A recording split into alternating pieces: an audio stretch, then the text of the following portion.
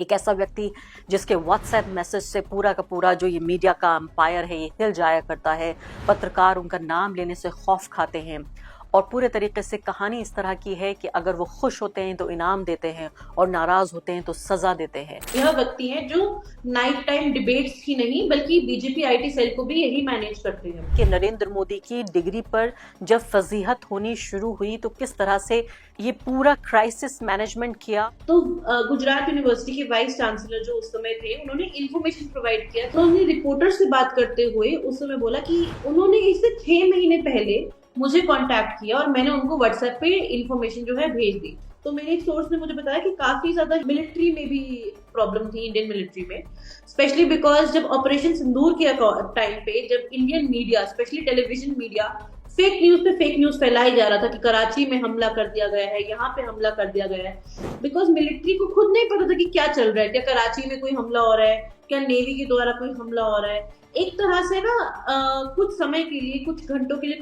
कुछ दिनों के लिए ऐसा माहौल बन गया जहाँ पे यही नहीं पता लग रहा था कि सच क्या है और झूठ क्या है। जनता को जानने का हक है, आम आदमी को और आम पत्रकार को भी जानने का हक है कि आखिर क्या हो रहा है प्राइम मिनिस्टर्स ऑफिस में। तो क्या ये पूरी डिबेट्स बदल जाएंगी, ट्रोलिंग का पूरा माहौल बदल जाएगा, प्रोपेगेंडा तो रहेगा, ये तो सुनिश्चित कर ले हम कि रहेगा, लेकिन उसकी तस्वीर बदलेगी अगर हटते हैं। इसमें वो बहुत पावरफुल पर्सन है, प्राइम मिनिस्टर के साथ पिछले 10 सालों से है, 10 सालों से ज्यादा से टाइम से है, तो उनको इस तरह से उठाकर नहीं हटाया जा सकता प्राइम मिनिस्टर ऑफिस से। तो मेरे सोर्सेज ने मुझे ये बताया था कि हो सकता है कि उनको वापस गुजरात भेज दिया जाए, हो सकता है कि उन्हें किसी राज्यपाल की पोजीशन दे दी जाए या फिर उनके लिए एक और पोजीशन जो है वो रखी जाएगी। इतना खतरनाक आदमी है तो आरफा और सृष्टि मिलकर द वायर पर इतने खुल्लम खुल्ला उनके बारे में बहस कर रही हैं, तो उतने तो खतरनाक नहीं है। मैंने हर आधे घंटे में अपना फोन जो है स्विच ऑफ स्विच ऑन कराया ताकि इन केस पेगासस का अटैक हो मेरे फोन पर तो वो अटैक जो है नलीफाई हो जाए। नमस्कार, द वायर में आपका स्वागत है। मैं हूं आरफा खानम शेरवानी। अब से कुछ ही दिनों पहले की बात है, इसी महीने की एक खबर है, ब्रेकिंग न्यूज लेकर मैं आपके सामने आई थी और मैंने आपको बताया था कि नरेंद्र मोदी भारत के प्रधानमंत्री प्राइम मिनिस्टर्स ऑफिस में ही जॉइंट सेक्रेटरी रैंक के ओएसडी ऑफिसर हैं, ऑफिसर ऑन स्पेशल ड्यूटी हैं वो हिरेन जोशी, जिनका नाम कोई नहीं लेने को तैयार है। पहली बार उनकी तस्वीर G20 में जब 2023 में यहाँ समिट हो रही थी भारत में, तब उनकी एक तस्वीर बाहर आई। उसके अलावा हमारे पास कोई दूसरी तस्वीर नहीं है। एक ऐसा व्यक्ति जिसके व्हाट्सएप मैसेज से पूरा का पूरा जो ये मीडिया का अंपायर है ये हिल जाया करता है। पत्रकार उनका नाम लेने से खौफ खाते हैं और पूरे तरीके से कहानी इस तरह की है कि अगर वो खुश होते हैं तो इनाम देते हैं और नाराज होते हैं तो सजा देते हैं। एक ऐसे व्यक्ति के प्राइम मिनिस्टर्स ऑफिस से जाने की खबरें उस वक्त एक तरह की, मैं कहूंगी, कान में कानफूसियां की तरह एक तरह से आ रही थी बाहर। बहुत कम पत्रकारों ने उस पर बातचीत की और खबर आई और उसी तरह से वो खबर चली गई, क्योंकि कभी भी पुष्टि नहीं हो पाई। आधिकारिक रूप से सरकार की सबसे बड़ी समस्या ही यही है कि कभी भी पता नहीं लगता कि आखिर हो क्या रहा है। जो एक आम जनता और आम पत्रकार के जानने का हक है उससे उसको दूर रखा जाता है। लेकिन आज मैं आपके सामने दोबारा पेश हुई हूँ इसी खबर को लेके, क्योंकि एक यंग रिपोर्टर, एक यंग जर्नलिस्ट सृष्टि जसवाल ने, ये आप खबर देखिए अपनी स्क्रीन पर, एक बहुत बड़ी कहानी, लंबी चौड़ी कहानी, बहुत ज्यादा रिसर्च के बाद, कई दिन गुजारने के बाद, दर्जनों पत्रकारों संपादकों से बात करने के बाद, जिन्होंने कहा कि ऑफ रिकॉर्ड भी हम बात नहीं करेंगे, तब जाके इन्होंने इन खबरों को इकट्ठा किया है। और इन खबरों की जाहिर पुष्टि तो कभी नहीं हो पाएगी, लेकिन इतना जरूर कहा जा सकता है कि सृष्टि ने ये पता लगाने की जरूर कोशिश की है कि आखिर क्यों नरेंद्र मोदी और उनके ये जो मीडिया सलाहकार, इन्हें हम कहें जॉइंट सेक्रेटरी कहें ओएसडी कहें, इनके बीच क्यों दूरी आई है। तो उनका ये कहना है कि खासकर ये कई कई दिनों से, कई सालों से ये बात बिल्ड हो रही थी, लेकिन आखिरी बात जब आई, जब सिंदूर ऑपरेशन के वक्त जिस तरह से नरेंद्र मोदी की छवि को, एक विश्व गुरु की छवि को, एक मजबूत नेता की छवि को जो नुकसान पहुंचा और उसकी भरपाई नहीं कर पाए हिरेन जोशी, तब से जो है इन दोनों के बीच एक दूरी बननी शुरू हुई है। सृष्टि की ये रिपोर्ट कहती है कि किस तरह से जब डोनाल्ड ट्रंप ने ट्वीट किया कि उन्होंने ये सीज फायर कराया है, एक तो उसके बाद हम पूरे तरीके से जो प्रधानमंत्री थे या भारत की जो एक इमेज थी उसको, उसकी भरपाई नहीं कर पाए, उसको डैमेज कंट्रोल नहीं कर पाई। दूसरी तरफ जो न्यूज चैनल्स थे जब वो कह रहे थे कि कराची को कब्जे में ले लिया है और लाहौर तक पहुंच गए हैं। इस्लामाबाद तो कब का अपना हो चुका। इस तरह की बहुत ही हास्यास्पद चीजें, हास्यास्पद खबरें जब आगे ला रहे थे, उसको भी हिरन जोशी कंट्रोल नहीं कर पाए। इसके अलावा कई ऐसी महत्वपूर्ण चीजें हैं जिसको आप इस रिपोर्ट में देखेंगे, और खासकर ये वजह बताई जा रही है कि इन दोनों के बीच दूरी आई है। सृष्टि की एक खास रिपोर्ट ये भी बताती है कि ऐसे भी लोग तैयार हैं अभी, जिनको कि हिरन जोशी का एक तरह से अल्टरनेटिव माना जा सकता है, कि उनकी जगह वो ले सकते हैं। बहुत सारी इस पे डिटेल्स है, खबर जरूर आप पढ़ने की कोशिश कीजिए इस आर्टिकल को, लेकिन इस आर्टिकल की पूरी प्रक्रिया क्या थी, हिरन जोशी के बारे में कैसे उन्होंने पता लगाया, कितनी हिम्मत और हौसला उनके अंदर कहाँ से आया, इन तमाम चीजों को जानने के लिए मैं खुद सृष्टि से बातचीत करती हूँ। और इस कहानी की कहानीकार सृष्टि जसवाल इस वक्त मेरे साथ मौजूद है। सृष्टि, सबसे पहले तो मैं ये हैरान हूँ कि ये एक लेख है या पूरी किताब है। एक ऐसा व्यक्ति जिसकी तस्वीर कोई नहीं जानता, उस व्यक्ति के नाम को भी बहुत छिपके खामोशी से सरगोशी के साथ लिया जाता है, उसके बारे में इतनी जानकारी आपने कैसे और क्यों इकट्ठी की? जी आरफा, आई थिंक जब मैंने पहली बार हिरेन जोशी का नाम सुना था तो मैं भी उन्हें नहीं जानती थी, जबकि मुझे जर्नलिज्म में काफी समय हो चुका था और मेरे लिए काफी सरप्राइजिंग एलिमेंट था कि प्राइम मिनिस्टर ऑफिस में इतनी सीनियर पोजीशन पे एक ऑफिसर है और उसका नाम पब्लिकली किसी को नहीं पता। ये आज से 3 से 4 साल पहले की बात है। तो मैं अपने एक सोर्स से मिलने के लिए गई थी, बिकॉज मैं बीजेपी आईटी सेल को इन्वेस्टिगेट कर रही थी उस दौरान। तो मेरे एक सोर्स ने मुझे कहा कि आप क्या ये अमित मालविया के बारे में बात कर रहे हैं, जो कि बीजेपी आईटी सेल के हेड हैं, या फिर जो बड़े इन्फ्लुएंसर्स हैं बीजेपी आईटी सेल के, जो आमतौर पे ट्रोलिंग ऑर्केस्ट्रेट करते हैं या फिर लोगों को टारगेट करते हैं या फिर एक प्रोपेगेंडा मैसेज फैलाते हैं। उन्होंने, मेरे सोर्स ने मुझे बताया कि ये तो बहुत छोटी छोटी चीजें हैं, आप हिरेन जोशी के बारे में बात क्यों नहीं करते हैं। तो मैंने बोला मुझे तो पता ही नहीं हिरेन जोशी कौन है, हिरेन जोशी का नाम मैंने आज से पहले कभी सुना ही नहीं। तो जैसे ही मैंने बोला कि मुझे नहीं पता मेरे हिरेन जोशी कौन है, तो वो थोड़े डर गए।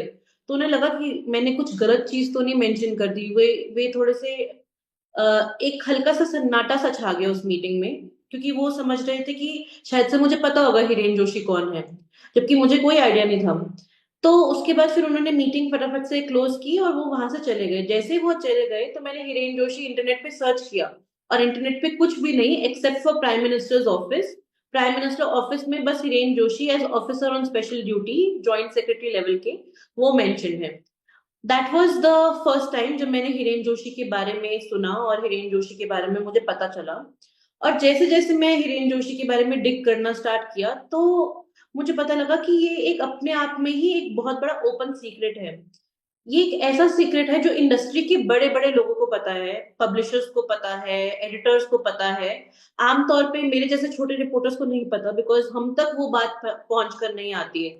हम लोग मैं मेरे जैसे छोटे रिपोर्टर्स को आमतौर पे माइक्रोब्स की तरह मानती हूँ, जो एक स्केवेंजर की तरह है और जो छोटी छोटी चीजों को स्केवेंज करके निकालते हैं। बट ये जो बात थी, ये बड़े लोगों की बात थी जो मीडिया में काफी टाइम से हैं। तो मैंने काफी टाइम से फिर हिरेन जोशी को ऑब्जर्व करना स्टार्ट कर दिया, उनकी छोटी छोटी चीजें ऑब्जर्व करनी स्टार्ट कर दी। और उसके बाद उसी दौरान मैं पेरिस में फॉरबिडन स्टोरीज के साथ काम कर रही थी। फॉरबिडन स्टोरीज वह न्यूज ऑर्गेनाइजेशन है जिसको पेगासस का लीक मिला, हम और उन्होंने वर्ल्ड वाइड इन्वेस्टिगेशन की थी अबाउट पेगासस। एंड तो मैंने उनको ये बताया कि हिरेन जोशी नामक एक व्यक्ति है, प्राइम मिनिस्टर ऑफिस में ही रहते हैं, और मेरे सोर्सेज ने मुझे बताया है कि यह व्यक्ति है जो नाइट टाइम डिबेट्स ही नहीं बल्कि बीजेपी आईटी सेल को भी यही मैनेज करते हैं। तो जब मैं ऑफ द रिकॉर्ड काफी सारे लोगों से बात करने लगी तो मुझे काफी कुछ पता लगा। काफी कुछ तो मुझे इस तरह से पता लगा कि मैंने Hindustan times, times of India, Indian express, Dainik Jagran और काफी सारे अखबारों की बहुत पुरानी क्लिपिंग्स पढ़ी। जब गुजरात के समय की, जब नरेंद्र मोदी जो प्राइम मिनिस्टर नहीं थे, जो वो चीफ मिनिस्टर थे, तब की क्लिपिंग्स पढ़ी। तो वहां पर हिरेन जोशी का मेंशन मुझे काफी जगह मिला। जैसे मुझे एक जगह मेंशन मिला कि किस तरीके से हिरेन जोशी ने सिर्फ मोदी की वेबसाइट के ऊपर ध्यान नहीं दिया था, बल्कि आनंदीबेन पटेल जो मोदी के सक्सेसर रहे थे, उनका भी वेबसाइट के ऊपर ध्यान जो है वो हिरेन जोशी ने ही दिया था। मतलब मैं सिलसिलेवार तरीके से, मैं दर्शक चूंकि जब पत्रकार नहीं जानते एक ऐसे व्यक्ति के बारे में जिसको आप ओपन सीक्रेट कह रही हैं, यानी कि एक खुला हुआ राज, एक ओपन सीक्रेट, तो मैं सिलसिलेवार तरीके से समझने की कोशिश करती हूँ और दर्शकों की भी जानकारी के लिए, ताकि उन्हें बेहतर तरीके से अंदाजा हो। सबसे पहले मुझे बताइए, आप जब कहानी की शुरुआत कर रही हैं वायर के इस आर्टिकल में, बेहतरीन आपने ये आर्टिकल लिखा है और मैं चाहती हूँ आप इसी तरह गिद्ध की निगाहें लगाकर दूर से देखें, क्योंकि दूर से जिन चीजों को आप देखते हैं उसमें ज्यादा बेहतरीन तरीके से देख पाते हैं। और इस तरह के हमें, जिसे आप छोटा रिपोर्टर कह रही हैं, बड़ी कहानियां करने वाले, बड़ी खबरें करने वाले छोटे बहुत सारे रिपोर्टर्स हमें चाहिए।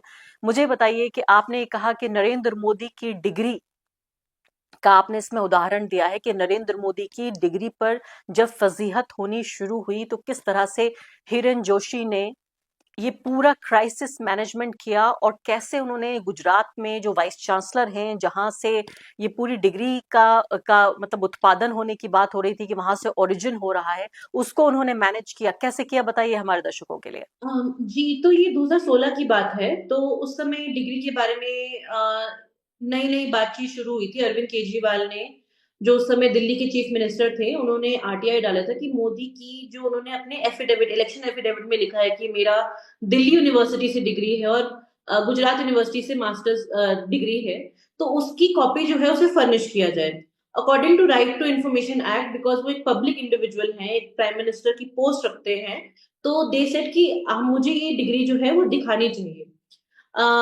तो उस समय जो है सीआईसी में, यानी इंफॉर्मेशन कमीशन की जो हेड ऑफिस है, वहां पर ये बात चली और इंफॉर्मेशन कमीशन ने बोला कि डिग्री के बारे में इंफॉर्मेशन जो है वो पब्लिक की जानी चाहिए। तो जो इंफॉर्मेशन है वो सिर्फ दिल्ली से नहीं मांगी गई थी, दिल्ली यूनिवर्सिटी से नहीं मांगी गई थी, गुजरात यूनिवर्सिटी से भी मांगी गई थी। ये कहा के कि दिल्ली यूनिवर्सिटी की डिग्री जो है वो गुजरात यूनिवर्सिटी में भी सबमिट की गई होगी जब एडमिशन लिया गया होगा उस समय, बिकॉज गुजरात यूनिवर्सिटी में हायर एजुकेशन किया है उन्होंने दिल्ली यूनिवर्सिटी से। तो इसीलिए गुजरात यूनिवर्सिटी के वाइस चांसलर को भी इंफॉर्मेशन गया कि आप ये इंफॉर्मेशन आप प्रोवाइड कीजिए पब्लिकली। तो उसमें ऑर्डर में ये चीज क्लियरली नहीं लिखी गई थी कि डिग्री प्रोवाइड करनी है, ये लिखा गया था कि इन्फॉर्मेशन प्रोवाइड करना चाहिए।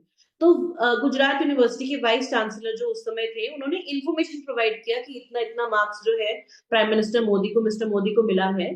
पर उन्होंने रिपोर्टर से बात करते हुए उस समय बोला कि एक हीरोइन जोशी नाम के व्यक्ति हैं, उन्होंने इससे 6 महीने पहले मुझे कांटेक्ट किया और मैंने उनको व्हाट्सएप पे इंफॉर्मेशन जो है भेज दी।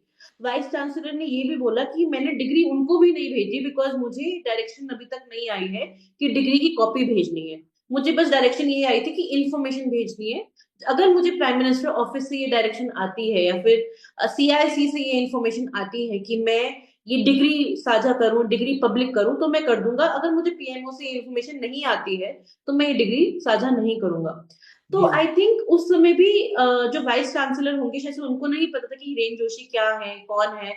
उन्हें बस ये पता था कि प्राइम मिनिस्टर ऑफिस से हिरेन जोशी ऑफिस से का मैसेज व्हाट्सएप आया पे है मैसेज आया है। और जाहिर है उस आदेश का पालन करना बहुत जरूरी है। तो इस संकट का आप उदाहरण देके बताती हैं कहानी में कि कैसे ये नरेंद्र मोदी के मैन फ्राइडे, यानी कि वो व्यक्ति एक तरह का संकट मोचक कह सकते हैं अगर हिंदी में हम कहने की कोशिश करें। लेकिन मुझे बताइए, इससे पहले कि मैं अगले मुद्दों पे आऊं, और दर्शक ये भी जानना चाहते हैं कि ये हमारे स्टूडियो से जो दिन रात जहर निकल रहा है पिछले 10-11 सालों में, इसके अलावा जैसे रिपोर्टर्स को परेशान किया जाता है, ट्रोलिंग की जाती है मेरे जैसे लोगों की, इस सब का आदेश कौन देता है और किस तरह की ऑर्गेनाइज इंडस्ट्री है, मैं जरूर आऊंगी इस पे। लेकिन मुझे बताइए फिलहाल कि कहानी तो ये खत्म हो गई कि भाई हिरेन जोशी को बताया गया था कि प्राइम मिनिस्टर्स ऑफिस से वो रुखसत हो गए हैं, लेकिन वो तो वापस आ गए हैं। अभी लेटेस्ट खबर क्या है, वो हैं या वो नहीं है, या वो चले गए हैं या वो वापस आ गए हैं, क्या हम बोलेंगे अभी? जी आल्फा, अभी जैसा कि मेरे सोर्सेज ने मुझे बताया था कि at this present moment Hiren Joshi जो है, और ये प्राइम मिनिस्टर ऑफिस की वेबसाइट पे भी क्लियर है, वो अभी पोस्टेड है प्राइम मिनिस्टर ऑफिस में।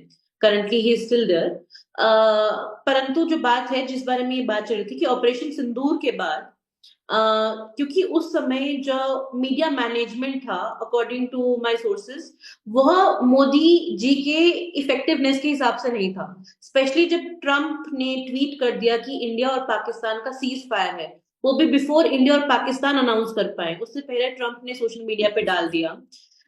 इससे बहुत भारी ठेस पहुंची विश्व गुरु इमेज को, जो प्राइम मिनिस्टर मोदी ने बहुत ही केयरफुली क्यूरेट की थी ओवर अ डेकेड। उनको पूरा ये 10 साल लग गए थे, कितना ही ज्यादा इमेजेस उन्होंने क्राफ्ट किया था, कितना ही ज्यादा ट्वीट्स, किस तरह से उन्होंने प्राइम मिनिस्टर एक ऑफिस से एक बहुत ही डियर इमेज थी उनके लिए, कि एक परसेप्शन था कि हमारे देश के प्राइम मिनिस्टर जो है वो सिर्फ देश के गुरु नहीं है, वो विश्व के गुरु हैं। तो उस समय जब इस तरह से एक सेगमेंट जो है, एक इमेज जो है वो प्राइम मिनिस्टर मोदी की विश्व गुरु इमेज, उसको जो ठेस पहुंचा, उसको लेकर आई थिंक काफी प्राइम मिनिस्टर ऑफिस में हलचल पहुंची। और सिर्फ यही नहीं, आई थिंक जब नहीं तो आप सृष्टि, मैं अगर सही समझ रही हूँ आपको, तो आप ये कह रही हैं कि इस इमेज जो खराब हो रही थी उसको हिरेन जोशी मैनेज नहीं कर पाए, इस बात की सजा के तौर पर उनको हटाया गया प्राइम मिनिस्टर्स ऑफिस से, या खबर आई या अफवाह आई कि उनको हटाया जाएगा? जी, वो जो है ना एक final nail in the coffin था, जैसे कहते हैं कि एकदम फाइनल नेल, कि अब तो मतलब हिरेन जोशी अपना काम अच्छे से नहीं कर पाए।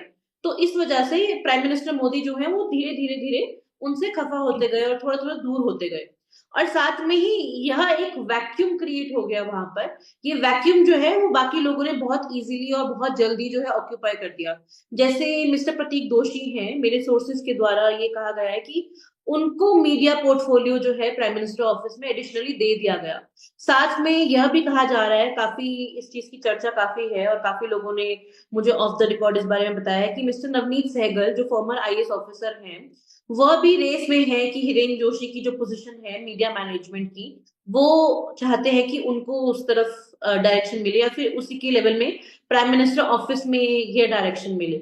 लेकिन सही वक्त का इंतजार हो रहा है, आप ये कह रही हैं कि सही वक्त। बिकॉज ये पार्लियामेंट, इसमें एक चीज और भी देखने की, हिरेन जोशी जो है वो बहुत पावरफुल पर्सन है, प्राइम मिनिस्टर के साथ पिछले 10 सालों से है, 10 सालों से ज्यादा से टाइम से है। तो उनको इस तरह से उठाकर नहीं हटाया जा सकता प्राइम मिनिस्टर ऑफिस से। There need to be some sort of ceremonial exit for him.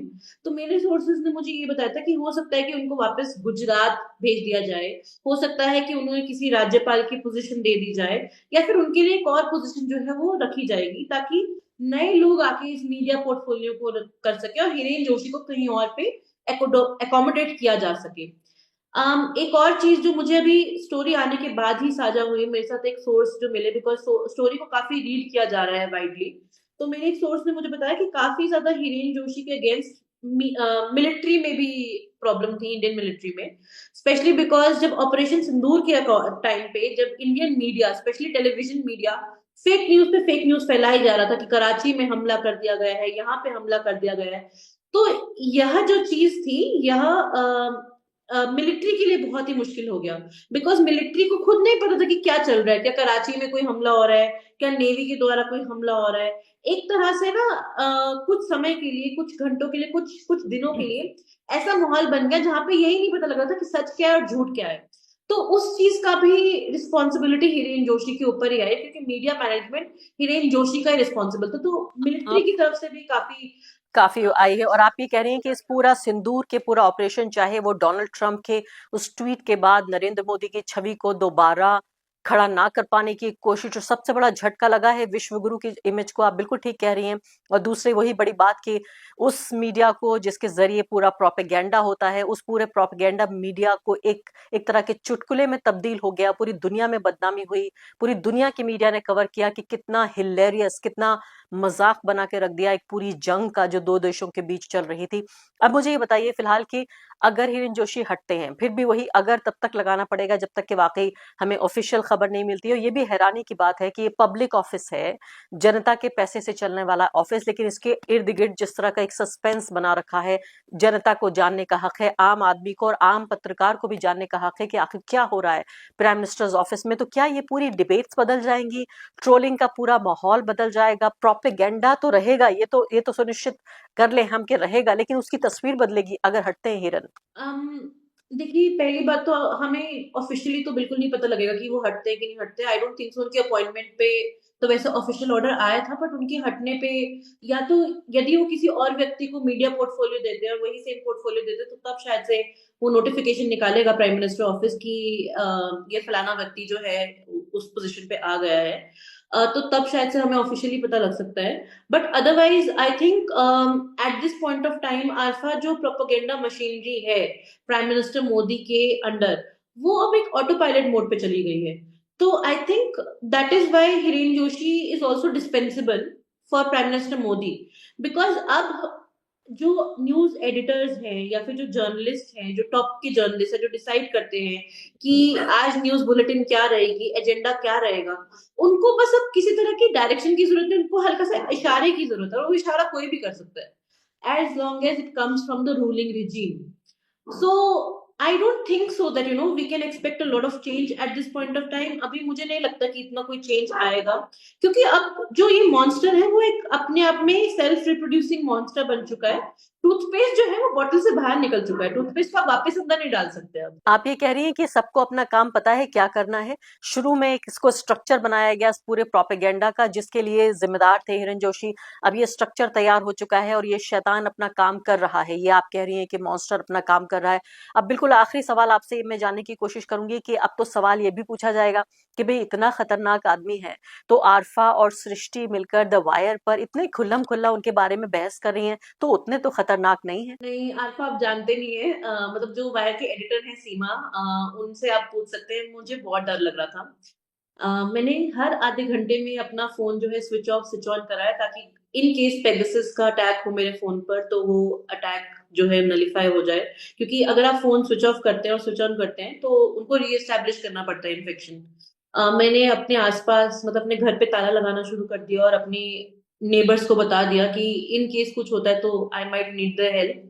And Seema को भी मैंने बताया, बट सीमा ने मुझे बहुत ही ज्यादा हिम्मत दी. उन्होंने बोला कि ये एक पब्लिक ऑफिस है, ये एक ऐसी चीज है जो हमारे as as you rightly said कि टैक्स पेयर मनी से चल रहा है.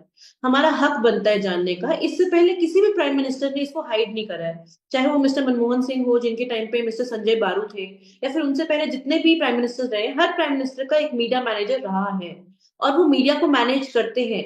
इतनी सीक्रेसी शायद से इसलिए है इसके अकॉर्डिंग, बिकॉज ये जो काम है ये धमकियों और फेवर और पनिशमेंट्स के थ्रू चल रहा है. इट्स नॉट लाइक कि दैट प्राइम मिनिस्टर ऑफिस से एक प्रेस रिलीज आ रही है and it's up to a journalist कि वो कैरी करना चाहते हैं कि नहीं. अगर वो नहीं कैरी करते तो बहुत सारे ऐसे पत्रकार हैं जिन्होंने मुझे कंफर्म किया कि उनकी नौकरी चली गई. तो एक डर का माहौल तो है, बहुत सारे डर का माहौल है और किसको इनाम मिलेगा, किसको सजा मिलेगी, ये व्यक्ति तय करता है इस बुनियाद पर कि काम कितना तथाकथित रूप से अच्छा हुआ या नहीं। बिल्कुल आखिरी बात, कितने पत्रकार, आप कह रही हैं आपने बहुत से पत्रकारों से और संपादकों तक से आपने संपर्क स्थापित किया, जो लोग मिल चुके हैं हिरन जोशी से, लेकिन उसके बावजूद भी वो अपना मुंह खोलने को तैयार नहीं है। बल्कि कुछ एक लोग तो ऐसे थे जिन्होंने पब्लिकली हिरेन जोशी के बारे में पास्ट में बात की है, वह तक डर रहे थे स्टोरी के बारे में बात करने के लिए.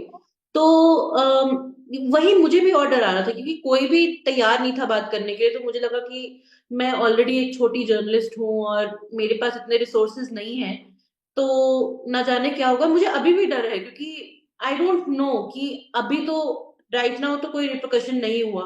हो सकता है फ्यूचर में जब उनको मौका मिले तो तब हो.